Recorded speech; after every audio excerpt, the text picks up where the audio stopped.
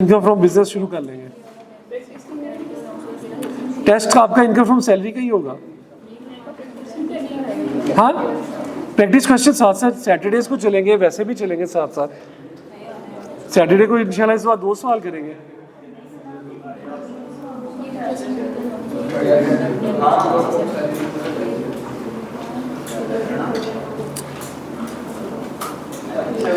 अच्छा, एक छोटी सी बात इसमें पढ़ लें। इसमें ना एक जगह पे आ रहे हैं अदर बेनिफिट्स, पेज नंबर जहां पे वो मेडिकल की फैसिलिटीज नहीं आ रही, उसके आसपास ही कहीं पे आ रहे हैं। Page number 47। एक इसमें बेनेवोलेंट फंड आ रहा है और अदर बेनिफिट्स आ रहे हैं। अदर बेनिफिट्स पहले मैं आपको बता देता हूँ, ये कभी कभार पूछ लेता है, इसलिए पता तो होने चाहिए। The following perquisites received by an employee by virtue of his employment are exempt from tax. Underline करेंगे, एग्जेम्प्ट है। कौन से? उसको जो अपनी एम्प्लॉयमेंट की वजह से मिल रहे हैं। फ्री और subsidised food provided by hotels and restaurant to its employees during duty hours. एक बंदा होटल में मैनेजर के तौर पे काम कर रहा है और होटल के खाने में से खाना भी खा रहा है, ठीक है, मतलब उसको एम्प्लॉय को वो दिया हुआ है खाना एम्प्लॉयर ने कि यार इतने बंदों का बनना है, साथ तुम भी खा लेना बीच में, खैर है, ठीक है। तो ये उसके लिए एग्जाम्प्ट है, ये कोई बेनिफिट नहीं है। फ्री में दे रहा हो उसे या सब्सिडाइज दे रहा हो, सही है। फ्री और subsidise education provided by an educational institution to the children of employees. किसी टीचर के बच्चे को अगर इंस्टीट्यूट जो है वो एजुकेशन दे दे फ्री में, तो वो उसके लिए क्या हो जाएगी? एग्जाम्प्ट हो जाएगी, ठीक है। जहाँ इतने बच्चे पढ़ रहे हैं, जहाँ एक आधा उसका भी बैठ जाएगा, इसमें क्या है यार, भला हो जाएगा उसका, सही है। क्लास तो होनी है, सारा कुछ होना है, कोने में बिठा देंगे उसे। फ्री और subsidise medical treatment provided by a hospital और क्लिनिक टू इट्स एम्प्लॉयज, ठीक है। और any other perquisites for which the employer does not have to bear any marginal cost as notified by the board। Basically marginal cost किसे कहते हैं? थोड़ी बहुत cost.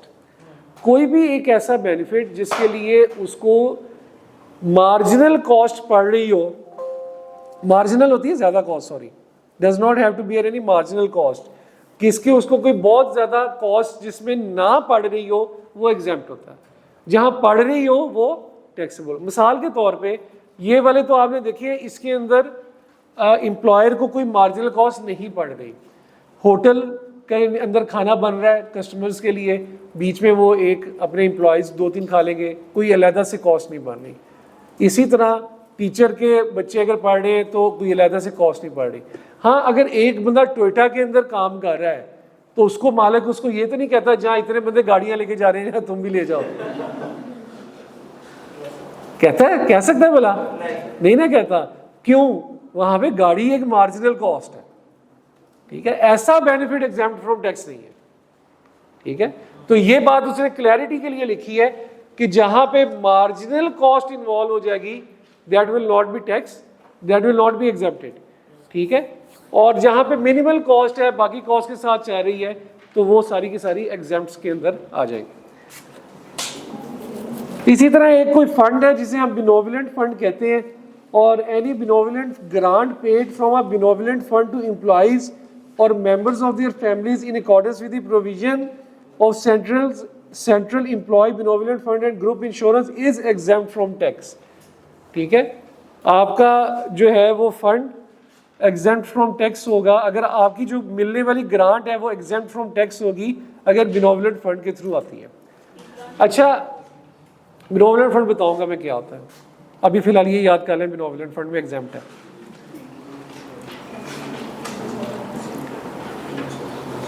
Basically बिनोवलेंट fund एक हेल्पिंग के लिए फंड क्रिएट किया जाता है, ठीक है, एक अलहदा से एम्प्लॉयज को हेल्प आउट वगैरह करने के लिए। तो उस फंड का टैक्स में जो नाम दिया जाए दैट इज बिनोवलेंट फंड के तौर पे कहा, ठीक है। लेकिन जब हमसे एग्जाम में पूछेगा तो ऑब्वियसली इसका नाम लेके पूछेगा, और उसने कहा कि उसका रजिस्टर्ड होना जरूरी है, वो जो नीचे 2 अथॉरिटीज है उसके अंदर, ठीक है। ये बस इसके दो छोटे कॉन्सेप्ट थे और एक मेजर कॉन्सेप्ट है हमारा जी tax free salary to employ.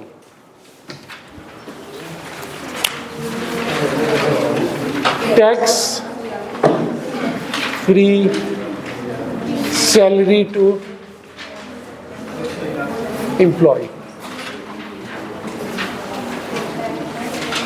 ये सुनने में कितना अच्छा लग रहा है, tax free salary to employ.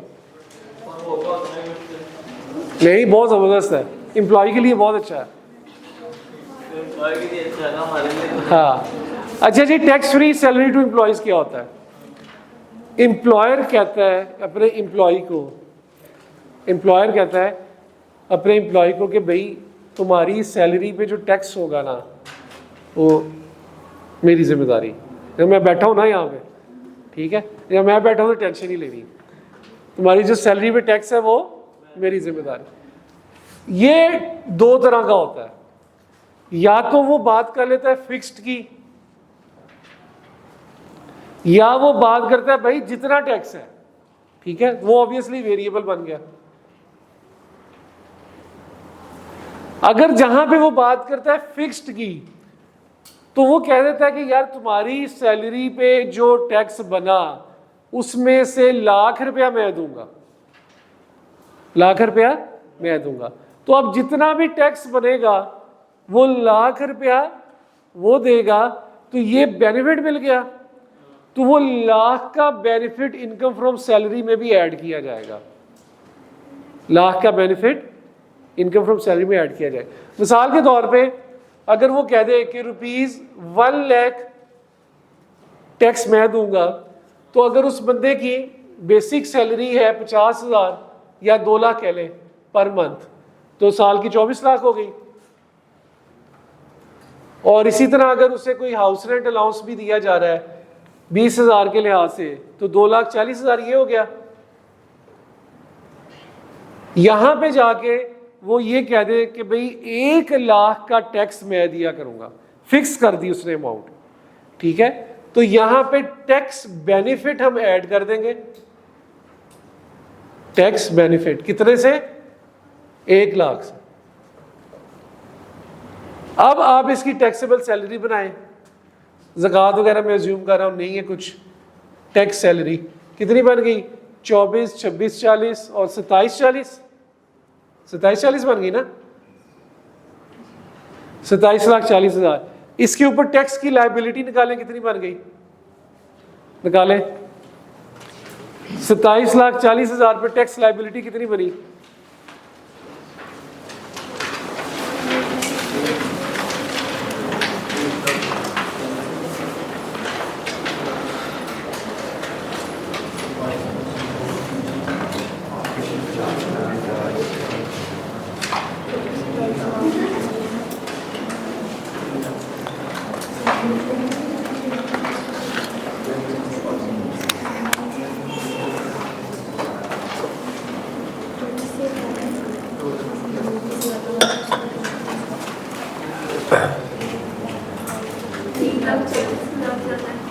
$3,00,000।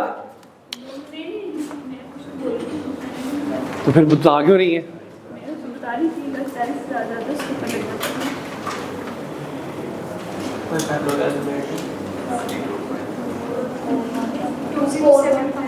To 4 1500 2,41,500 ये उसकी टैक्स लायबिलिटी बन गई। ठीक है, कोई थोड़ी बहुत फर्क भी आ गई तो कोई मसला नहीं, मैं समझाना कुछ और चाह रहा हूँ, इधर फोकस करें, छोड़ दें अब बनाना। 2,41,500 एक टैक्स लायबिलिटी आ गई, ये उसकी लायबिलिटी आ गई। अब इस बंदे ने टैक्स पे कितना करना है? ये तो लायबिलिटी आ गई, पे कितना करना है गवर्नमेंट को? 1,00,000 माइनस करके टैक्स पेड बाय एम्प्लॉयर कितना आ जाएगा? 1,00,000। अब इस बंदे के लिए पेबल कितना आ गया? 1,41,500। लगी समझ? अगर एम्प्लॉयर ये कह दे कि मैं टैक्स आपका मैं दूंगा और अमाउंट फिक्स कर दे तो इसकी दो ट्रीटमेंट है, एक ऊपर ऐड होगा और नीचे माइनस होगा। डुअल ट्रीटमेंट इसकी आएगी। ऊपर एज ए फिक्स, वो वाली फिक्स अमाउंट बेनिफिट के तौर पे ऐड हो रही है और नीचे टैक्स लायबिलिटी में से डिडक्ट हो रही है। ठीक है, टैक्स लायबिलिटी में से डिडक्ट हो रही है। भाई लगी समझ इसकी? वो यार बोला तो करें, लगी समझ? हाँ, अभी भी नहीं बोल, सोए हुए हैं, आधी आवाम सोई हुई है। वही कौन सी हो गई? क्यों कान घुमा के पकड़ा है? हाँ भाई, लाख रुपया तो थोड़ा लगा होगा ना। लाख रुपया ऐड कर दिया तो थोड़ा टैक्स लगेगा, जो रेट यहां निकलेगा उस पर लगेगा। कुछ तो फायदा हुआ ना, फायदा हुआ कि नहीं हुआ? कुछ तो फायदा हुआ। Something is better than nothing. Employer से ले लें जो कुछ मिलता है। अच्छा, ये तो भाईजान फिक्स के ऊपर बात आ गई। आगे चलें, अब मसला किस में आएगा? वेरिएबल तो मैंने यहां लिखा है, लेकिन नॉर्मली उसको वो वेरिएबल नहीं कहता। वो कहता है भाई तुम्हारी सैलरी पे जितना टैक्स होगा सारा मैं पे करूंगा। ठीक है, ये तो वेरिएबल मैंने वैसे लिख दिया कि वो वेरिएबल वो बन जाता है। इसको लिखते हैं वैसे full tax paid by employee, full tax paid by employee. ठीक है, कि तुम्हारी सैलरी का जितना टैक्स होगा वो सारे का सारा मैं पे करूंगा। अब इसके लिए कोई सिनेरियो बिल्ड कर लूं मैं, अगर इसी को मैं लेके चलूं आगे। ठीक है, मैं इसी को लेके चलता हूं आगे। बेसिक सैलरी उसकी 24 लाख। इसमें होगा क्या, पहले मैं थोड़ा ये समझाना चाह रहा हूं। और 2,40,000 टैक्स बेनिफिट है ना। ठीक है, अब टैक्स बेनिफिट कितना डालूं यहां पे? उसने तो कहा कि तुम्हारी सैलरी में जितना टैक्स है वो सारे का सारा मैं पे करूंगा। तो पहले इसके ऊपर टैक्स लायबिलिटी निकाल लें। लगी समझ? इस पे 24 लाख जमा 2,40,000 कितना हुआ? 26,40,000। इसके ऊपर टैक्स लायबिलिटी निकालें। अभी आप ये देखें, मेरा यही सीन चल रहा है, लायबिलिटी तक नहीं गया मैं, अभी मैं यहां पे गया हूं। 26,40,000 पे टैक्स लायबिलिटी निकालें जरा।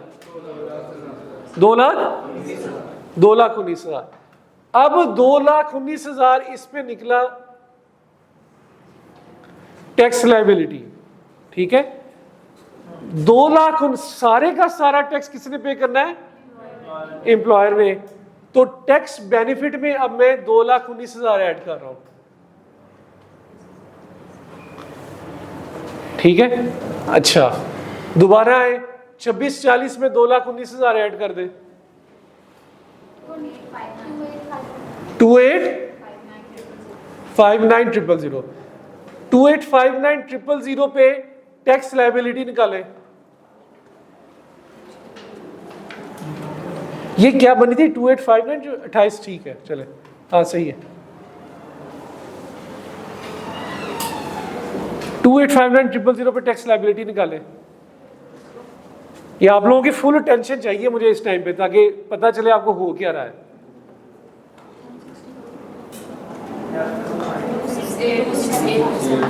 2,6,8,2,7,2,7,5।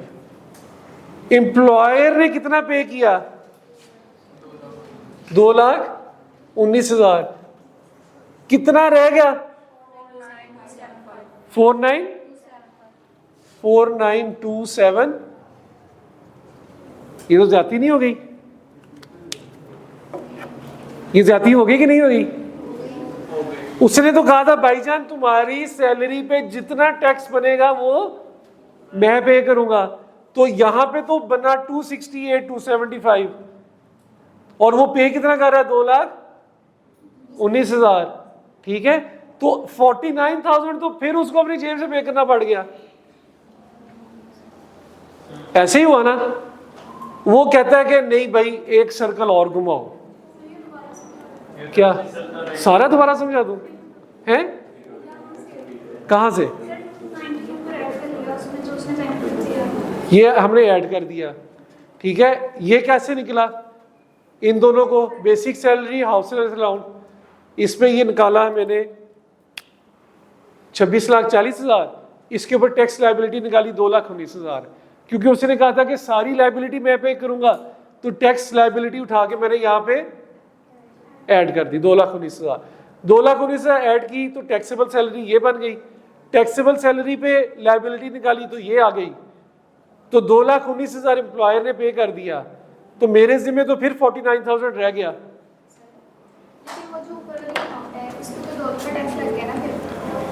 किस अमाउंट के ऊपर? हमने पहले इसका टैक्स निकाला, फिर जब उसमें हमने 2,19,000 ऐड किया, दोबारा से हम जो टोटल अमाउंट आ रही है उसको दोबारा टैक्स लगा रहे हैं, दोबारा से ये तो टैक्स निकाला, ये बेनिफिट निकालने के लिए, ठीक है। ये हमने इसको टैक्सेबल तो नहीं ना किया अभी, मतलब 2 दफा टैक्स तो ना लगा, मतलब ये बेनिफिट निकालने के लिए मैंने ये टैक्स लायबिलिटी निकाली थी ना, मुझे पता तो चले ना कितना बेनिफिट एम्प्लॉयर दे रहा है। तो मैंने उसने कहा जी सारे का सारा आपने देना, तो मैंने सारा उठा के इसमें डाल दिया, ठीक है। तो टैक्स बेनिफिट मेरा सारा इधर आ गया, तो ये लायबिलिटी करते एंड पे इतनी बच गई। फिर लगी समझ यहां तक है? आप लास्ट में अब प्रॉब्लम ये आया कि भाई उसने तो कहा था कि सारे का सारा टैक्स मैंने पे करना है, अब वो कहता है यार ये सर्कल दोबारा घुमाओ, इससे अच्छा 49 खुद पे करना। ये वाला सर्कल जो है वो आप दोबारा घुमाओ। कैसे? 24 लाख आ गया, 2,40,000 ये आ गया, 2,19,000 पहले दे रहा था ना, ये डिफरेंस इसमें ऐड कर दो, टैक्स बेनिफिट है ना, 2,19,000 में ये ऐड करें। अभी हौसला करें, हौसला करें, अटेंशन रखें जरा। 2,19,000 में ये ऐड करें 49,000, 2,19,000 में ऐड किया 49,275, कितना बना? 268,275। अब उसने कहा कि यार ये तो मैंने नहीं देना था ना, ये भी एम्प्लॉयर नहीं देना था, तो मेरा बेनिफिट ऐड करो ये वाला भी, तो ये मैंने टैक्स बेनिफिट इसमें ऐड किया। इसका सम करें अब तीनों का, यानी 49 की बन सकते हैं, 24 लाख जमा 2,40,000 जमा 268,275, 2,908,275। इस पे टैक्स लायबिलिटी निकालें।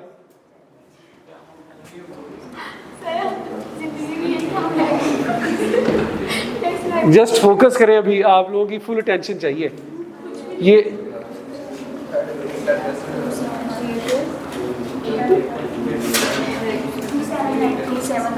279 26 361, चले 1 रुपए का मार्जिन देते चले, 279,361। इसमें से लायबिलिटी उसने कितनी दी? 268,275। कितना डिफरेंस आ गया? 11,08 ये बना। अच्छा एक मिनट, हौसला हौसला हौसला, तो पे कर ही सकता है ना वो।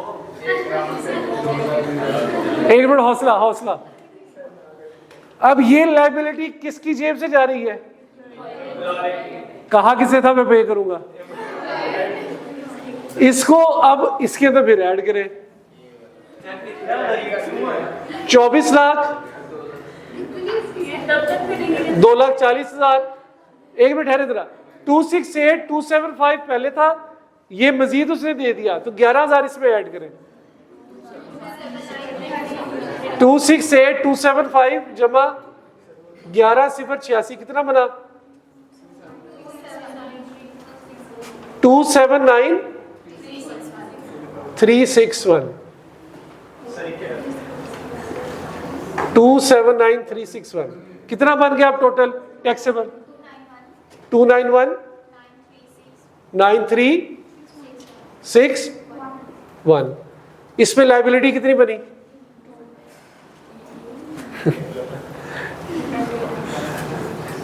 2,91,000 29 ये फिगर सही लिखाई है ना? ये आप बता रही है लायबिलिटी 281,856 ने लायबिलिटी बनी। पेमेंट कितनी करनी थी उसने? कितना ऑलरेडी पे किया हुआ है?